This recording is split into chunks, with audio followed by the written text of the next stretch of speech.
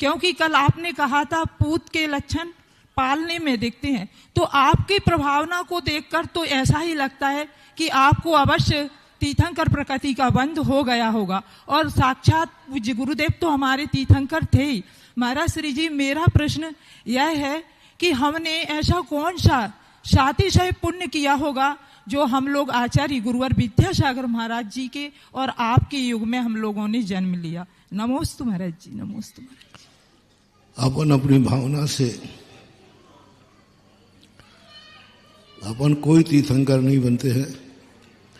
अपन आचार्य श्री को तीर्थंकर बनाते हैं और अपन सब उनके समूह में चलते हैं। वो तीर्थंकर बन के बैठेंगे, अपन मुनियों की सभा में मुनि बन के बैठेंगे, तुम लोग आर्य का बन के बैठना, और हो सकता है अगले भाव में तुम ही पुरुष पर्याय छोड़ के मुनि बन के बैठो ना। क्योंकि जो आचार्य महाराज की तो महिमा एक अलग ही है। उनकी महिमा के सामने तो कल भी मैंने कहा था कि मेरा सबसे बड़ा अतिशय यही है, सबसे बड़ा अतिशय यही है, सबसे बड़ा अतिशय यही है कि मैं आचार्य विद्यासागर महाराज के चरणों की धूल हूं। और ये भी ध्यान रखना, धूल में ही चमत्कार है।